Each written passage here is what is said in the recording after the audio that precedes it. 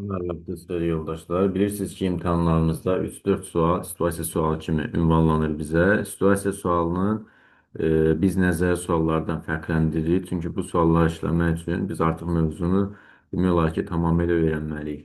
İlk olaraq sualın məğzi ilə tanış olaq və qeyd edeyim ki, sual imtahan sualıdır. Jurnalistika fəaliyyəti ilə məşğul olan fiziki şəxsdir. Reportajların hazırlanması məqsədi ilə vaxtaşırı dövlət orqanlarına müraciətlər yollayaraq müxtəlif məzmunlu materiallar tələb edir və həmin məlumatları hazırladığı materiallarda istifadə edir. A növbəti müraciəti media sahəsində fəaliyyət göstərən dövlət orqanını ünvanlayır və qanunvericiliyə alınması məhdudlaşdırılan məlumatlara aid edilməyən məlumatı. Bizə buradan bir ipucu verib ki, alınması məhdudlaşdırılan məlumatlara aid edilməyən məlumatın təqdim edilməsini xahiş edir. Dövlət orqanı isə rədd cavabı verir. Məlumat çatlığı haqqında qanunləşdirən situasiya ilə bağlı yanlış fikirləri bizdən istəyir. Mən sizə tövsiyə edirəm ki, ilk öncə sualla tanış olanda sualın bir məğzi ilə tanış olasınız və orada sizə verilən ipucuları nəzərdən keçirdəsiniz. Sualımız məlumat çatlığı haqqında qanundandır.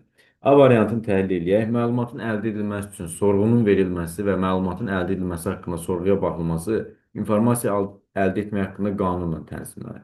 Bəli, tamamilə doğrudur. Biz məlumat çatlığı haqqında qanunda öyrəndik ki, məlumat əldə edilməsi üçün sorğu verilməsi və sorğuya baxılması nə ilə tənzimlənəcək? İnformasiya əldə etmək haqqında qanunla. Bizdən yanlış fikir istəyir.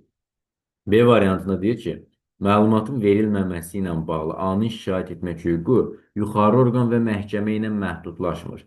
Bu da düzgün cavabdır. Nəyə görə?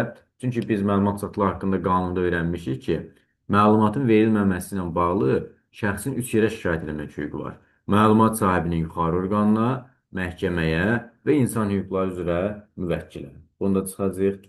C variantında bizə deyir ki, dövlət orqanının müəyyən kateqoriyalı məlumatları öz mülahizəsinə əsasən alınması məhdudlaşdırılan məlumatlara aid etmək səlahiyyəti var. Bu tamamilə yanlış bir cavabdır. Bunu saxlayıram. Çünki biz məlumat çatlığı haqqında Azərbaycan Respublikasının qanununda öyrəndik ki, konkret olaraq qanunda alınması məhdudlaşdırılan məlumatlar hansı məlumatlar idi? Hansı ki, bu dövlət, peşə, kommersiya, istintaq, məhkəmə sirləri, şəxslərin şəxsi və ailə həyatına aid olan məlumatlar, eləcə də terror aktına aid olan məlumatlar alınması məhdudlaşdırılan məlumatdır və dövlət orqanı öz mülahizəsinə əsasən hansısa məlumatı alınması məhdudlaşdırılan məlumat hesab edə bilməz. Qanunvericilik əsas götürməlidir. Doğru, yanlış cavabımız C variantıdır. Yəni C-ni götürəcək bizə yanlış lazım olduğu üçün. D variantına baxıram. Dövlət orqanı məlumatın təqdim edilməsinin imtinanın əsası kimi ailə arasındakı müqavilənin olmamasını göstərə bilməz. Bəli, bu da düzgün bir mülahizədir. Ona görə ki, biz demişik ki, dövlət və bələdiyyə orqanları müqavilənin olmadığına görə məlumat verməkdən imtina edə bilməzlər. Bizim yanlış cavabımız olacaq C variantı. Bizdən də yanlışı soruşduğu üçün götürəcəyik C variantını.